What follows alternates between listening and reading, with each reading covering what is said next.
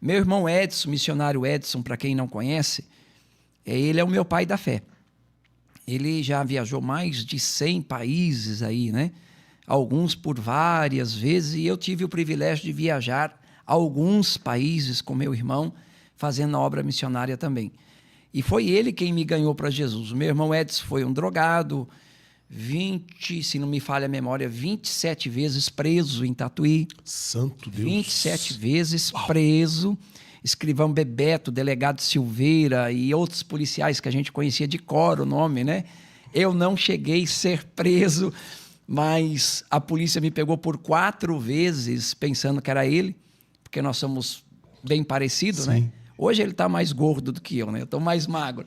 E foi essa a nossa história, estou resumindo. Sim. E um determinado dia, um tempo, ele estava ameaçado de morte em Tatuí, não só pelos marginais, bandidos, até como pela polícia também, porque uma certa feita a polícia me parou e falou, olha, fala para o teu irmão, o Edson, que era o vulgo museu, que ele está com os dias contados. A polícia falou isso para mim.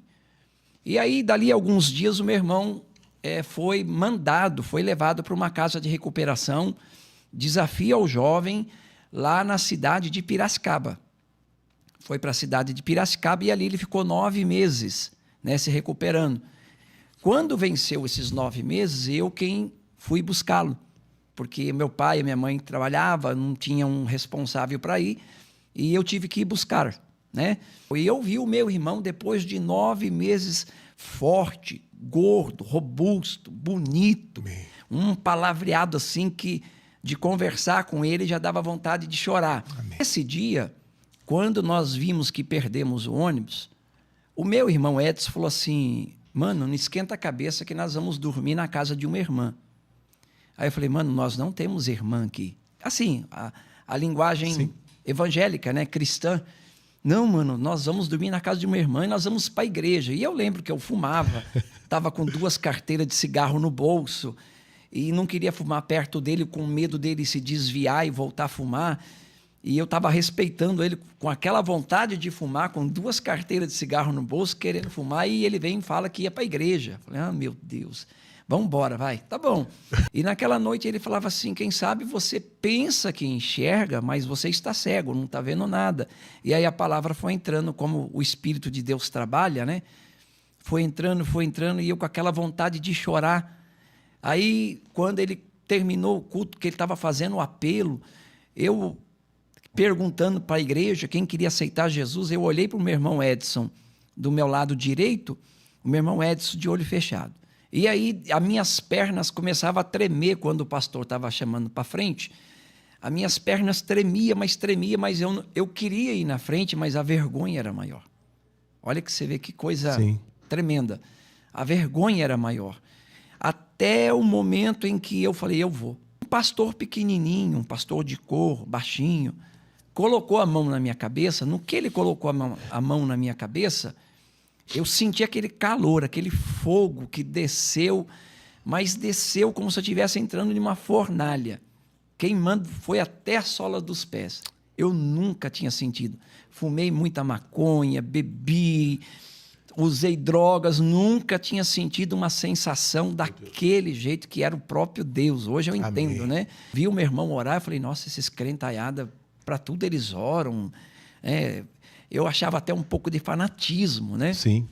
E aí, na hora de dormir, eu vi aqueles irmãos e as irmãs, era muita gente, tudo de joelhos dobrado e orando por mim, citando o meu nome na oração. Falei, meu Deus. Gente, eu não conheço esse povo e esse povo está orando por mim.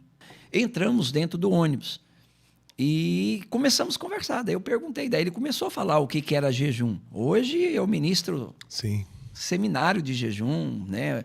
O que é de fato um jejum, segundo o costume judaico, os tipos de jejum, cultura, etc. Mas aí chegou para responder a pergunta que você falou, o dia que, como eu comecei, se eu vim de um berço cristão ou não. Nesse dia, nós fomos almoçar, eu lembro que eu esquentei o almoço, e eu, meu irmão Edson e esse meu amigo, o Alexandre. E aí nós sentamos na mesa e tal, aí o meu irmão Edson falou assim, mano, eu vou orar.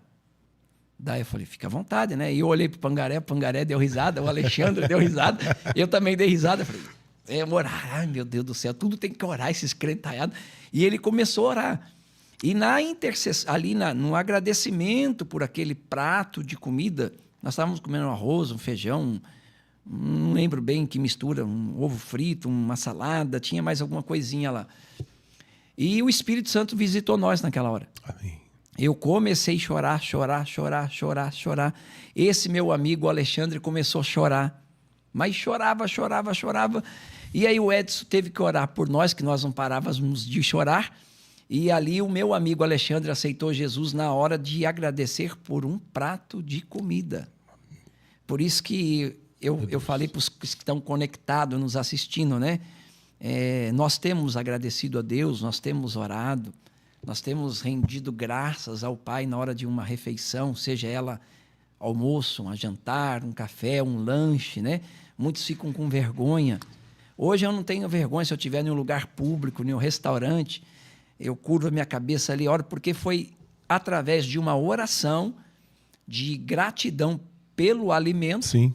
que eu fui ganho para Jesus. Ali o meu irmão ganhou eu para Jesus, naquele dia. Para um judeu hoje, para você falar que é irmão, que tem comunhão com ele, é importante, é de suma importância você pelo menos participar de algumas refeições com ele sobre a mesa.